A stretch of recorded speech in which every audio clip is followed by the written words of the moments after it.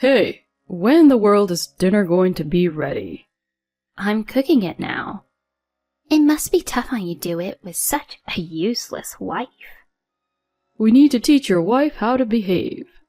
She's such an airhead, I don't know what to do. Is what my in-laws said as they laughed loudly. Feeling like I was at my wit's end, I decided I had to leave this house. My name is Natalie. I'm a 25-year-old housewife. Since I was young, I've always been the type to avoid conflict with others. That's why from elementary school on, I had a tendency of being a yes man to everyone with more power than me in class. I would accept anything my teachers said, even if it was unreasonable. Even though I did my best to go along with the people around me, I would just end up getting bullied instead. I always tried to make everyone happy, but I ended up catching the attention of two popular kids in my class who were leaders of opposing cliques. I ended up getting ignored by everyone and sometimes really cruelly abused. I held myself back, thinking that it would come to an end soon enough. But the harassment didn't end. I was told that I had to pick a side between the two cliques, and I was abused until I picked one. I didn't understand why I had to do something like that. It was sad and frustrating. But no matter how tough it was on me, I couldn't talk to my parents about it. My parents both worked full-time and were always very busy. At the time, I didn't know the details very well, but my grandma on my mom's side was very ill. In order to pay for her hospital bills, my mom worked non-stop. My dad worked in order to make enough money for the three of us to survive. My parents were always busy and exhausted, and I didn't want to burden them. So I ended up holding in my emotions and not talking to my parents about it. But that wasn't good. The harassment only escalated, even after I started middle school. My body reached its limit. One morning I tried to get up to go to school, but my body wouldn't move. I did my best to eat breakfast and get ready to leave the house, but my body felt shockingly heavy. My mom saw that I had finished eating and getting ready, so of course, she said, "What are you doing? Get going." All I could do is say I didn't feel well, but my mom didn't believe me at first. "You seemed just fine while you were eating breakfast. I need to get to work soon, so it's time for you to go to school too." Fine. I didn't want to bother my mom, but my body wouldn't move. I felt bad that I was causing my mom trouble and began to panic because my body wasn't moving. My face became pale. I started sweating like crazy and grasping for air. At this point, my mom realized something was wrong and took me to the hospital. We were told that these were symptoms of extreme stress. I couldn't hide it from my mom anymore, so I finally told her how I was getting harassed at school. She hugged me, crying and apologizing for not noticing that something was wrong until now. I also cried uncontrollably, regretting that I hadn't spoken to my parents about this earlier. My mom told my dad, and he also apologized for not noticing earlier. I didn't want them to apologize, so I felt sorry for making them feel guilty. But after talking to my parents about what was happening, I felt better. My parents told me I didn't have to force myself to go to school, so I rested at home for a while. Even though I was a child, I felt like I couldn't just laze around at home all day. In order to help my mom out, I began learning how to do housework. I started with cleaning and laundry and then began learning my mom's recipes as I'd help her in the kitchen. Thanks to that, I learned to cook on my own and began cooking dinner for my family, apart from any fried dishes which I left my mom to prepare. "Natalie, you cooking for us is a huge help." "And it's delicious. You're a genius." My parents would compliment me and tell me how grateful they were.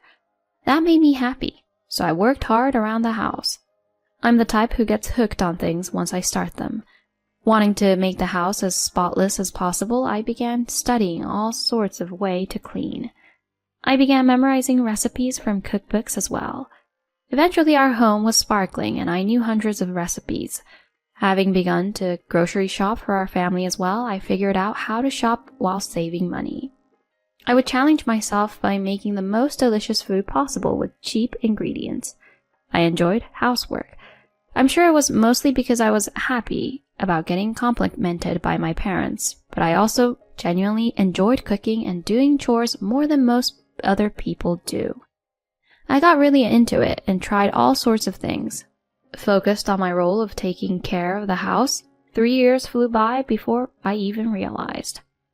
I was 16 years old then, an age when most people go to high school. Around that time, my parents began talking to me seriously about what I wanted for my future. Out of the several ideas we came up with, I was most interested in attending high school online. I knew that with such a weak educational background, I wouldn't be able to step out into the real world very easily. And truth be told, I wanted to experience student life. So, I joined an online high school. Apart from that, my day-to-day didn't change much. I just added a bit of studying onto the housework I did usually. I was never much of a genius, but since I was young, my grades have always been decent because I put effort into studying. So the classes I took now were no problem. 3 years of online classes later, I was able to get my GED. I thought that dropping out of middle school would be the end of my life, but it really wasn't. I was able to properly get my GED after all. Natalie, you've really worked hard. I'm so proud of you. Mom, Dad, thank you. It's because of you two that I've been able to get this far. Expressing my gratitude to them, my parents began to cry. After graduating high school, it was time for me to start working, but I didn't know what I should do for a job. Since I didn't attend school in person, working for a normal company would probably be difficult for me. Wondering what I should do, my mom came up with a plan. Why don't you try working as a housekeeper? Those sorts of service jobs seem to be increasing these days. So jobs like that exist too. I began researching and found a few related companies that were hiring at the moment. I wasn't too picky when it came to salary or anything, so I applied immediately. I was chosen for an interview where my boss took a liking to me and I was hired almost immediately. I went to a few trainings after getting hired, but I guess my talents were pretty obvious. After all the research and practice I had done on my own, I had really become skilled. The rest of the staff were mostly housewives who were busy with their own families while I was free to work as much as I wanted, so I quickly began working full-time. I started off by following a senior employee, but once I had gotten somewhat used to the job, I was assigned tasks on my own. I'm not very good at communicating with big groups of people, but when it comes to jobs like this, where I generally communicate one-on-one with customers, I have no problem. I realized that being good at meeting others' needs is an important skill and allows you to listen properly to others' wishes. For the first time in my life, I felt like my weakness was my strength. I began approaching my job with confidence, and that brought me even better results. I had regular customers and my pay rose. I never imagined a shut-in like me would be able to work like this. I had been working for my company for 3 years when I met Dewitt. Dewitt was one of our company's customers who often chose me to clean his house. He was a bachelor with little time after work for chores, which is why he hired me to clean, do laundry, and cook. I put my all into cleaning and cooking nutritious meals for him each time. I also made sure to meal prep so he had what to eat on days I wasn't scheduled to visit. He seemed touched by my efforts and often thanked me. After about a year of being my regular customer, we had built up a good rapport. Around that time, he asked me out on a date. If it's okay with you, I'd like to meet you privately as well. Honestly, I was also interested in him, so I agreed to go on a date. Shortly after starting dating, I ended up moving in with him. After cleaning Dewitt's home for a year, I knew where everything was and was more used to his kitchen than he was. After living together 2 years, he proposed. I was incredibly happy and quickly said yes, and like that, we were engaged. My parents were also super happy, which made me feel like I was being a good daughter to them. After announcing our engagement, our families met for the first time and we had our wedding ceremony. After going on our honeymoon, we returned to our apartment and began our newlywed life. Being newlywed was super fun. Though we had lived together before, there was something exciting about being married. It was as if we were living together for the first time all over again. A year passed in the blink of an eye. We were living together happily, and I began to think it was about time for us to start a family. But our married life took a turn I didn't expect. One day, "We're going to my parents' house next week. I promised them." Promised them what? "That we'll move in with them." My husband suddenly began talking about living with his parents. I haven't heard anything about this. "That's because I'm telling you now, but it's been decided." No way. My husband told me to start packing our things. Dewitt has a demanding side to him. Something I learned about after we got married. Unable to protest, I packed up our belongings and we moved to his parents' house. Hazel, Barney, we might cause you some trouble from now on, but thank you in advance. You finally made it. We've been waiting forever. "Our maid is here. Mom, use her as much as you like. Being a maid is her strong point." I was shocked by what my husband said. How could he say something like that? And just like Dewitt had said, his parents began using me however they pleased. Apart from housework, they also sent me to do their grocery shopping, send mail, buy gifts for their friends, and so on. My husband would also command me around.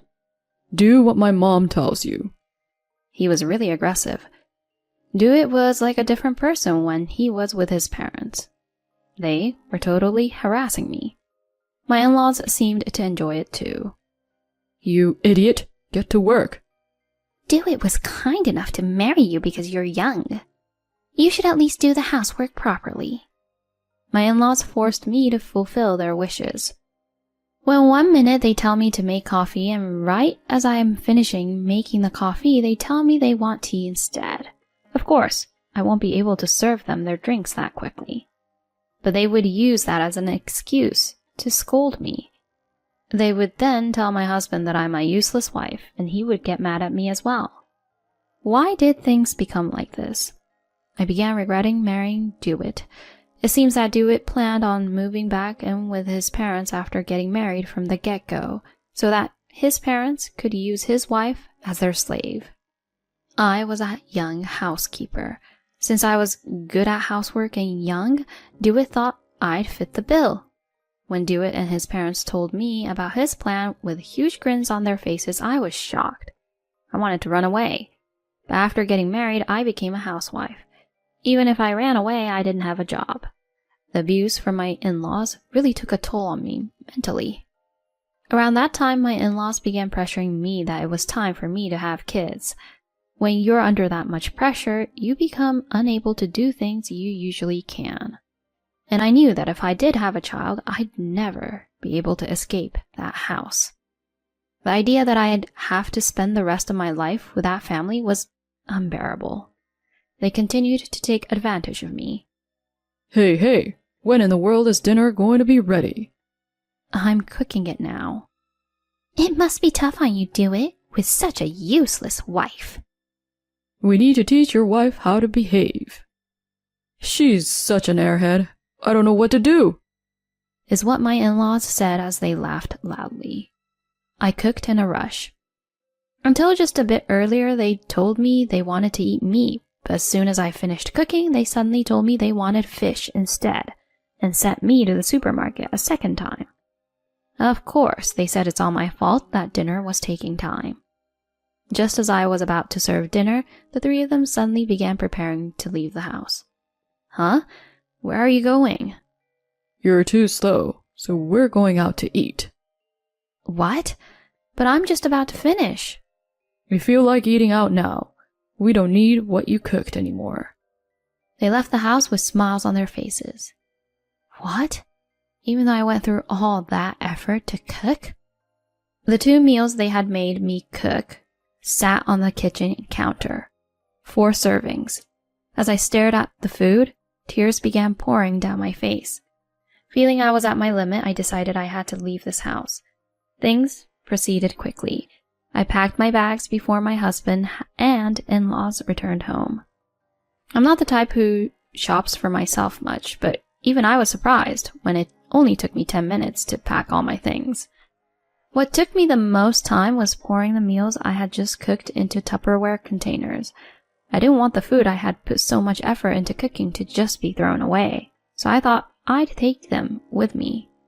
As soon as I finished packing my things, I went to my parents.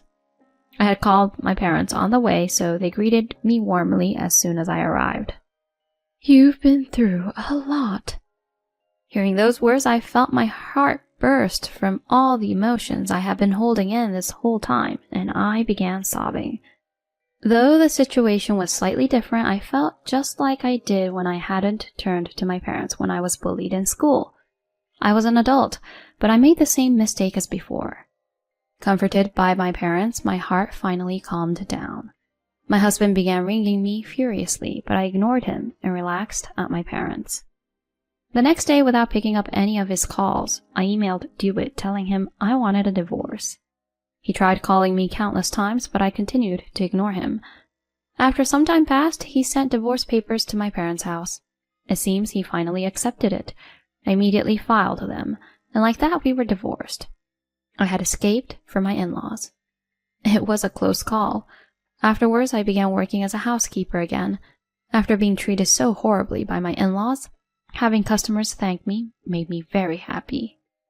I also realized really how insane they were. I went back to my work life. Without realizing, 5 years passed. I'm still working for the same company and living with my parents. To think I would meet those people again. It was on my day off. The doorbell rang, and when I opened my front door, I saw them standing there. "What are you doing here?" Dewitt and his parents began speaking with grins on their faces. Have you finally calmed down? I'll forgive you, so come back. He's telling you he'll take you back as his wife. My mother also needs a carer, so we'll talk about that later. They tried entering my home. Hey, stop it! Home invasion is illegal. What are you saying? You're my wife. What's wrong with your family entering your home? What were they talking about? Come on, let us in. You're going to clean our house and take care of my mother. Of course not. I laughed while saying this, and my ex-in-laws froze, bewildered. I divorced you and remarried. Huh? My husband, Martin, came down from the second floor. Sorry, Martin, were we too loud? You're on night shift tonight, so I didn't mean to wake you. Don't worry. My ex-family were shocked to see my current husband. Who is this? My ex-husband and his parents suddenly came to tell me to go back home with them. I see. They really are tyrannical. Martin stood in front of them and told them to leave. Since he was over 6 foot tall and muscular, my ex-family seemed threatened by Martin. Quit messing around. I never accepted a divorce. You're having an affair. Dewitt began spouting nonsense. The divorce was officially filed, but you're trying to force your way into our home? Wouldn't you say that's home invasion? I spoke up. Martin is a cop, so he can arrest you on the spot. Dewitt replied. A cop? Dewitt and his parents suddenly panicked. I can call my people right now and get you locked up. Martin glared at Dewitt and his parents, who were dripping in sweat. Excuse us, Dewitt said, and they ran away. They were unbelievable. Later, I received a long email from Dewitt. I thought he'd tried to apologize, but it turned out to be a romantic letter trying to persuade me to get back with him. It seemed that his grandmother was in need of someone to take care of her, which they wanted to pin on me. It also turns out that his father had made a big mistake at work, so he had been fired and was currently unemployed. I was glad I cut off ties with them a long time ago. My current husband is someone I had known since I was young, who reached out to me after finding out I had gotten a divorce.